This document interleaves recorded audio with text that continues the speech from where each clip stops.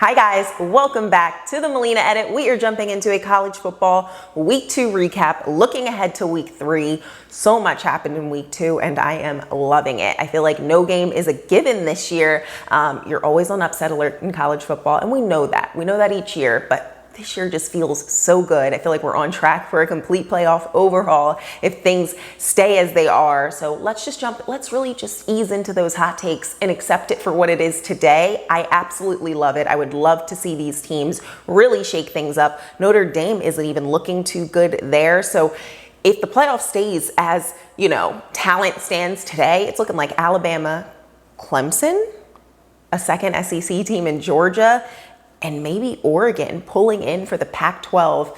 We obviously have so much to talk about, so let's jump into it.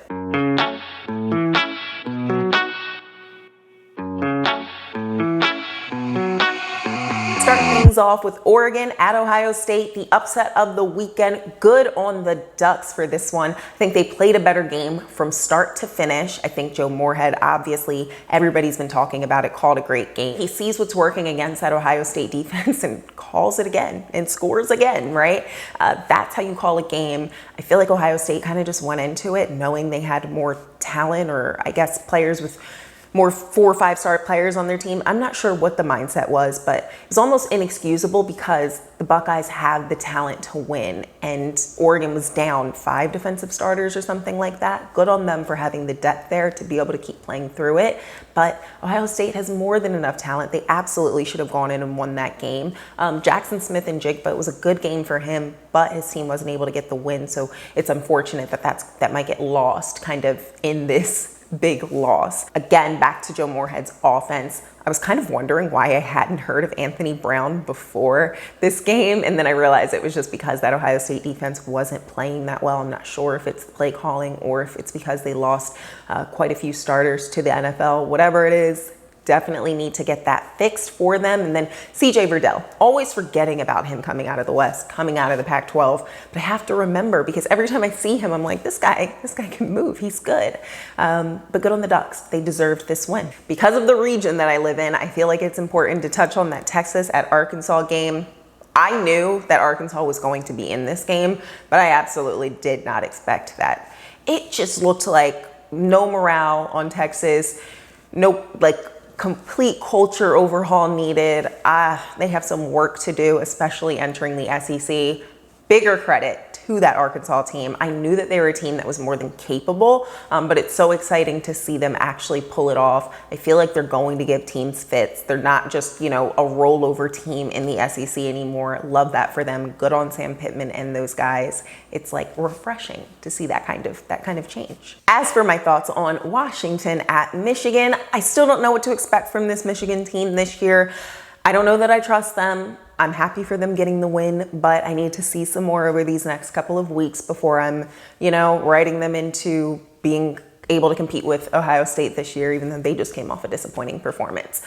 I do think that this Washington team isn't that great though, so that's why I'm not giving them too much credit for the win just yet.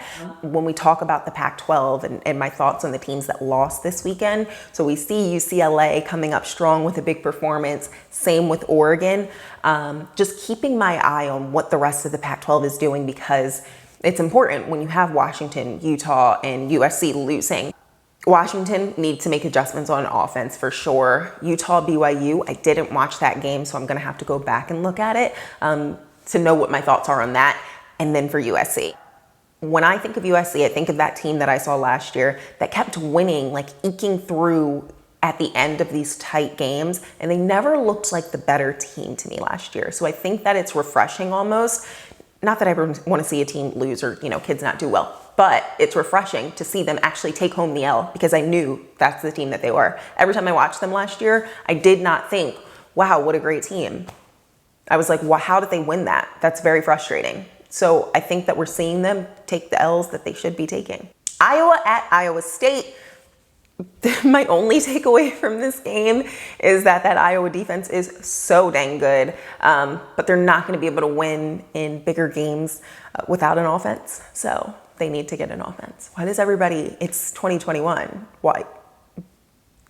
Please put something into the offense. And finally, rounding things out, the quarterback conversation. Did some of these coaches pick the right QB1 through training camp this year? When you think about Florida State, obviously Mackenzie Milton in week 2 starting didn't look the same as that Mackenzie Milton we saw at the end of the game versus Notre Dame. So I feel like it's just a toss-up for quarterback there at Florida State. It looked like it was written in stone. They should switch to Mackenzie Milton, but maybe Jordan Travis is the guy. That's a little more complex, I think, than it appears on the surface. But then when we think about a school like Florida, Emory Jones to Anthony Richardson, who everybody is backing at this point, they have so many big games coming up. Do we see them make that change? When do we see them make that change? Lots of eyes on that situation. And then at Texas, freshman Hudson Card was selected to be the quarterback over Casey Thompson, who was put in the Arkansas game and started to show up. So do we see them make that move? Getting into the Big 12 championship depends on it. These games ahead depend on it. It's going to be really interesting. And we look ahead to week 3 of college football. First game that I'm eyeing, number 8 Cincinnati taking on Indiana. Any Power 5 game that this Cincinnati team plays in, I am excited for them. It gives them a big opportunity to put that talent on show. The return of so many great pieces on that defense. Desmond Ridder came back. I think that they take the win in this game, and I can't wait. I hope that they continue to push themselves into that playoff conversation. Again, this is a year where anything could get mixed up. With Notre Dame not looking too hot, Ohio State taking big losses, anything can happen. Second game that I'm eyeing, Michigan State at number 24 Miami. Michigan State kind of ebbs and flows as a strong team. This year they're looking good, and Miami is not so comfortably resting on their laurels in the position that they're in. They looked strong last year, don't look as strong this year. So this could be an opportunity for Michigan State to take that game.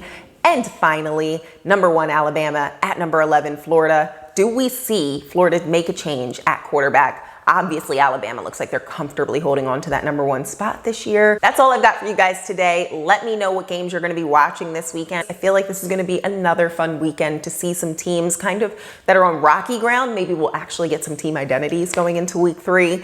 I know we're all making the crazy hot takes coming out of week 2, but it's fun. That's why we watch on Saturdays. Let me know your thoughts, what you're looking ahead to. I can't wait to talk to you guys so soon.